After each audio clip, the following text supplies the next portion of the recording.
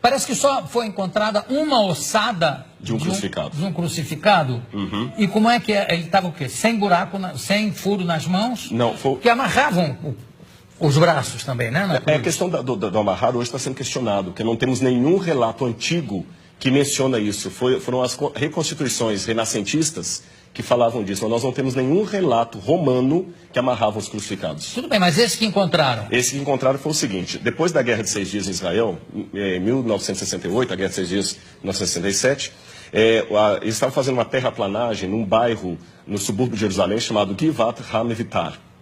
E os tratores bateram em ossários, ou caixões de pedra. Sim. E nos ossários, geralmente, você tem os ossos da pessoa e o nome escrito lá de fora, em alguns deles. E estava o nome Yohanan ben Hagakol. Ah, sim.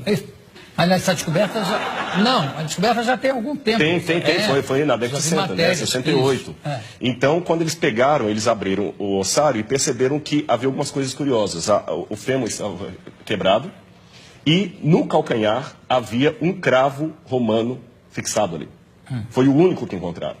Então, a partir daquela ossada ali, eles fizeram um levantamento legístico de como seria a posição de um crucificado na cruz. E é bem diferente do que a gente imagina claro, das reconstruções medievais. E o sofrimento de Cristo ficou de uma maneira muito mais dantesca, a visão arqueológica, e eu até diria legística, porque foram médicos de medicina forense que fizeram reconstituição da causa morte. E o negócio de cravo na mão não tem?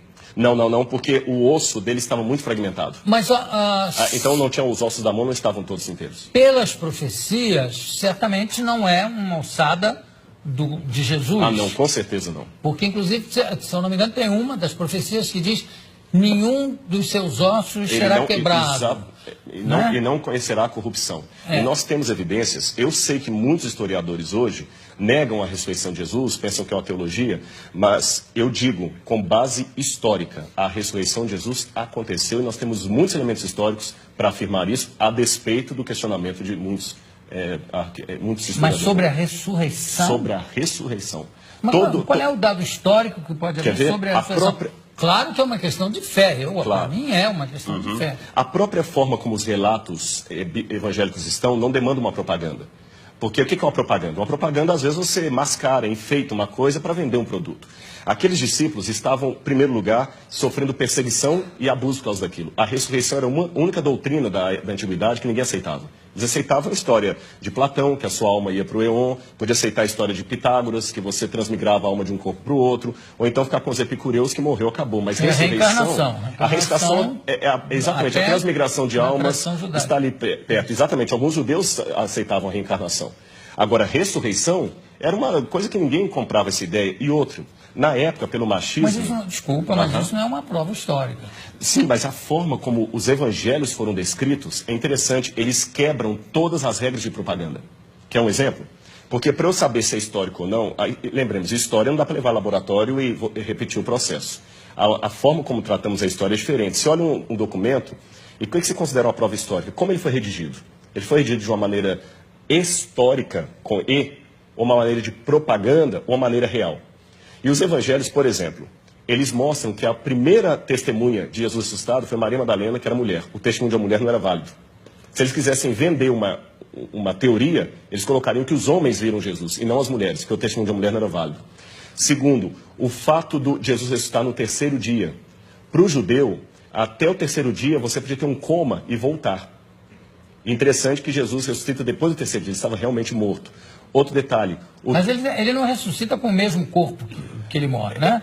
Mas é um corpo glorificado. Glorificado, mas ele tinha algo tangível. Tanto é que quando ele aparece para Tomé, o famoso São Tomé, o incrédulo, ele fala: Tomé, veja que sou eu que é um espírito, não tem carne e osso, toca nas minhas feridas. E depois ele pergunta: o que vocês têm para comer? Eles tinham peixe e favo de mel, e ele come com eles. Então é um corpo glorificado, é uma questão de fé, é claro, mas tem uma continuidade com um corpo humano. Não, tudo bem, mas tudo isso, desculpa, eu sou uma pessoa de fé, né? Entendi, claro. Estou aqui fazendo um pouco o advogado dele. Que é o seguinte, tudo isso foi muito mexido e remexido na Idade Média, no primeiro imperador católico, Constantino. né? Constantino, inclusive as datas de carnaval, disso tudo para conjuminar, para juntar com as datas de feriados. Exatamente, pagãos. E também ele foi um pouco copydesk dos evangelhos, que tem uma opção de outros evangelhos que ele é que resolveu que não valiam.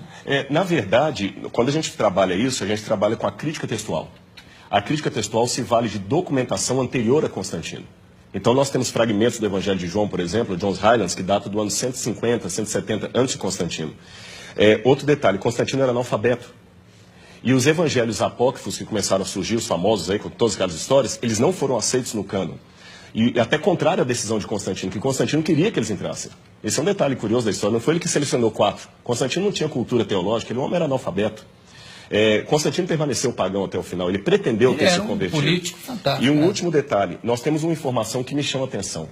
Flávio Josefo, um historiador judeu do primeiro século, que não era cristão, ele escreveu, Jesus Cristo, houve um homem, no grego está ginestai, um homem chamado Jesus, que foi crucificado, morto por Pôncio Pilatos, e segundo os seus discípulos, ressuscitou no terceiro dia e apareceu a muitos. Flávio Josefo nunca se converteu ao cristianismo, era um historiador judeu, e ele dá esse depoimento que a ressurreição era algo testemunhado. Esse texto é tão importante que alguns críticos falam, não, foi copista cristão que interpolou, que copiou. Porém, todas as cópias de Josefo que nós temos, inclusive uma cópia, uma tradução para o árabe, feita por muçulmanos, contém esse trecho. Então, do ponto de vista da crítica textual, é um texto autêntico, original de Josefo, também testemunhando a ressurreição. Claro, eu não duvido a autenticidade dos textos. Eu duvido, em alguns casos, do testemunho em si. Quer dizer, não, eu vi, eu tive. É um testemunho, está lá escrito que ele viu e que ele teve, mas claro. Que ele esteve mais. Agora, tem uma coisa que é bom, eu gostei de você ter falado uma coisa. Na Idade Média, se acrescentaram muitas lendas. Esse é que é o problema. E o pessoal confunde as lendas que está na Bíblia. E só um detalhe com relação ao testemunho. Quando a pessoa dá um testemunho vendido, ela vai ganhar alguma coisa. O que os apóstolos ganharam com aquele testemunho? Pedro morreu crucificado de cabeça para baixo. Paulo degolado. Então, quanto tempo demorou a mentira? Essa que é a questão. Eles não ganharam nada, só ganharam perseguição. Então, das duas, uma. Ou aquele pessoa era muito doido, ou ficaram tão extasiados com aquilo que preferiram morrer a negar o depoimento que eles estavam. Se fosse uma mentira, eles tinham pulado fora. Ninguém ia ficar com Cristo até o final. O único que traiu foi Judas. Os outros ficaram, e até hoje a história está aí, e nem a modernidade conseguiu matar essa brilhante história da ressurreição de Jesus.